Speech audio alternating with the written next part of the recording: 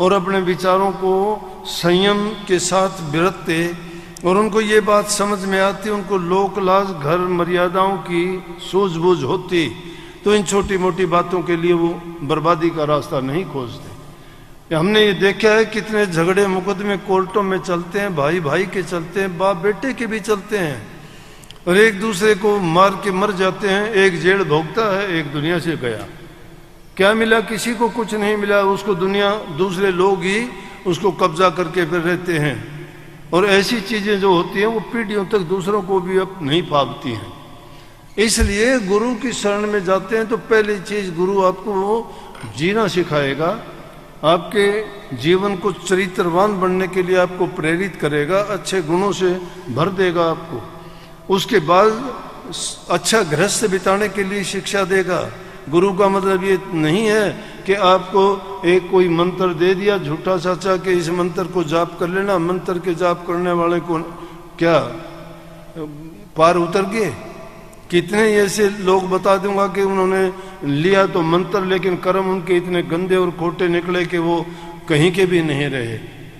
और क्या कभी आदमी किसी के संग रहने से सुधर सकता है? क्या इंसान अगर प्रयास करता है और उसको उसके विचार अच्छे और सच्चे हों तो इंसान अपने आप अपने जीवन को भी सुधार लेता है और दूसरों के लिए भी वो प्रेरणा का स्रोत बनता है। विभिक्षण को चाहे हम बुरा कहते हैं, लेकिन विभिक्षण शुद्ध और पवित्र विचारों वाला था। रावण और राक्षसों के बीच में रहते हुए क्या उसके विचार बिगड़े कभी? इसीलिए रहीम जी ने कही है, रहीम उत्तम प्रकृति का करी क्या सकत कुसंग, चंदन विष व्यापत नहीं लिपटे रहते भुजंग। कि चंदन के पेड़ के सांप चारों तरफ लिपटे रहते हैं क्योंकि उसमें खुशबू आती है, डंक मारते रहते हैं, लेकिन उस चंदन के पेड़ में जहर का कोई असर नहीं, क्योंकि उनकी प्रकृति उत्तम है, वो उत्तम गुणों से भरे हुए हैं। तो जिसके उत्तम गुण होते हैं उन पे दुष्ट प्रभाव नहीं होता।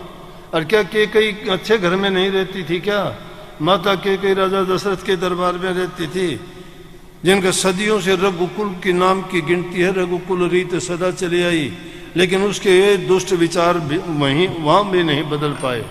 तो इसलिए दुष्टों की संगति करने से इंसान दुष्ट बन ही जाता है।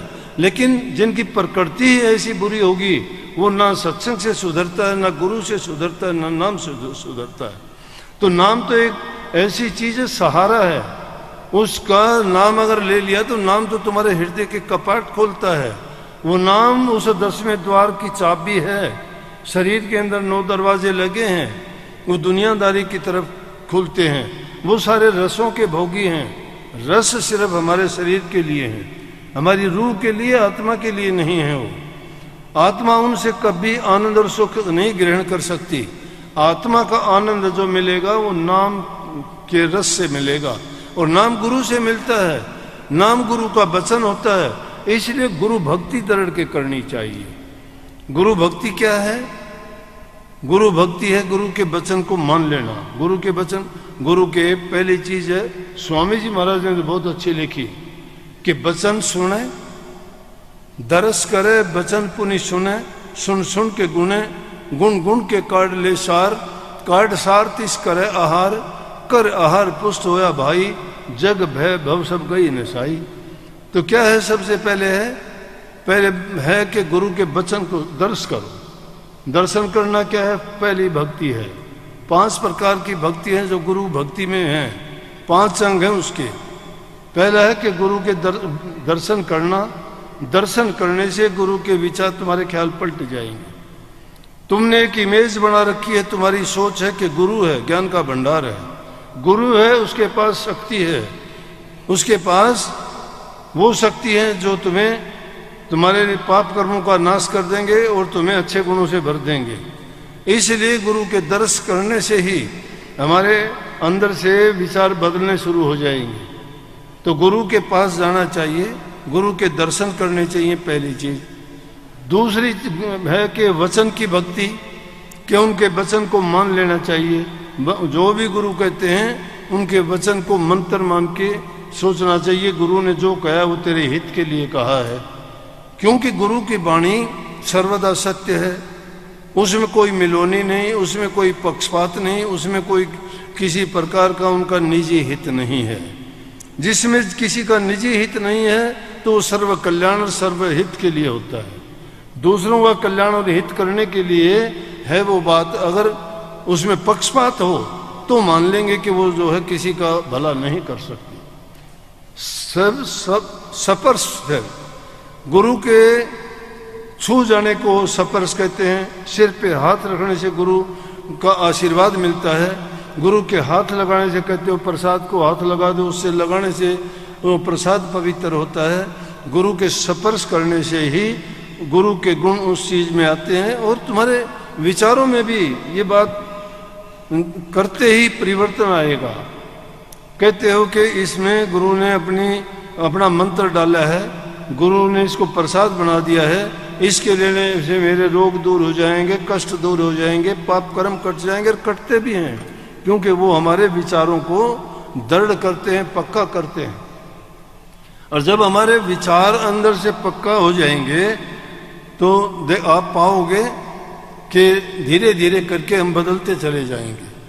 फिर हमें बोध हो जाएगा कि पाप कर्म का बोध होगा कि पाप नहीं करेंगे, चाहे हमें कितना ही कष्ट उठाना पड़े।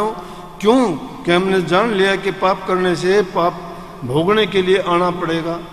और इसलिए कोई भी नहीं चाहता कि उसे कष्ट हो, दुख हो, चाहे शरीर का दुख हो, चाहे उसको मानसिक दुख हो, चाहे उनको रूहानी आत्मिक दुख हो। लेकिन ये आत्मिक रोग सबको लगा हुआ है, इसलिए कोई जानता ही नहीं कि आत्मिक रूप से कोई बीमार है। शारीरिक रूप से तकलीफ होती है, आदमी मानता है इसको ये तकलीफ होगी, इसको पीड़ा है, सिर दर्द है, इसके हाथ में सिर में कोई भी मान लोगे उस बात को तो शारीरिक दर्द है, वो मान लिया गया। लेकिन मानसिक को भी मान लोगे, ऊट पटांग बात करने लगे, सोचोगे इसको तो मानसिक रोग हो गया, समझ नहीं है, बहक गया है, इसका दिमाग ठिकाने नहीं है, इसके दिमाग की सुई हिल गई है, कितनी कितनी बातें कहते हैं। क्योंकि वो ऐसी बातें करता है जिनमें कोई तुक नहीं होती, कोई उनमें अच्छी बात नहीं होती। बेतुकी बात जब करे तो मानसिक रोग से पीड़ित है, अवसाद है उसको। लेकिन आत्मिक रूप से सभी बीमार है। जहां सभी बीमार होंगे कौन किसको कहेगा कि तुम बीमार हो। इसीलिए स्वामी जी महाराज ने उसको कहा कि देखो सब जग जात बहा, सब जग जात बहा, जहां सभी रोगी हैं, सभी बीमार हैं, जिन्होंने गुरु नहीं किया, गुरु धारण नहीं किया, गुरु से ज्ञान नहीं लिया, जिन्होंने भक्ति का मार्ग नहीं अपनाया, उन लोगों का हित और कल्याण कैसे होगा। इसलिए वो भय जा रहे हैं सबके सब। लेकिन गुरु जब मिलता है और गुरु अपना ज्ञान उनको देता है तो ये 4 प्रकार की जो भक्ति आ गई, पहली दर्शन करने से, दूसरी उनके वचन के सुनने से, तीसरी स्पर्श करने से, और चौथी शब्द भक्ति है। शब्द भक्ति है कि गुरु के बताए हुए रास्ते पे चल के उस नाम का अभ्यास करना। अभ्यास करोगे तो ही अंतर में जाके स्थिर होगे। लेकिन 1, 2 दिन, 5, 10 दिन की बात नहीं है, इतना आसान काम नहीं है। उसके लिए आदमी को बड़ा संयम बरतना पड़ता है, बड़ी साधना करनी पड़ती है, कुछ ऐसी मर्यादाओं का पालन करना पड़ता है। हाँ, जब वो उस रास्ते पर चल पड़ता है फिर उसके लिए आसान हो जाता है, कैसे भी वो करो। लेकिन इस बातों को ये भी नहीं सोचना चाहिए कि भाई हम कैसे करेंगे, हमारे से होता ही नहीं है। तो कुछ लोग तो ऐसा सोच के छोड़ ही देते हैं कि नहीं होगा हमसे। अरे मैं कहता हूँ नहीं होगा कि बात मन में ना आने दो। एक इंसान वो काम कर लेगा जो दूसरे किसी इंसान ने किया है। जो भी जिसने किया वो भी हमारी तरह इंसान थे, उन्होंने भी जो कुछ पाया किया, उन्होंने अपने संयम से, अपनी साधना से और अपने तन और मन को शिथिल करके पाया। पहली तन की शिथिलता है, जिसका तन शिथिल नहीं है उसका मन कभी स्थिर नहीं हो सकता। उसके बाद मन स्थिर होगा।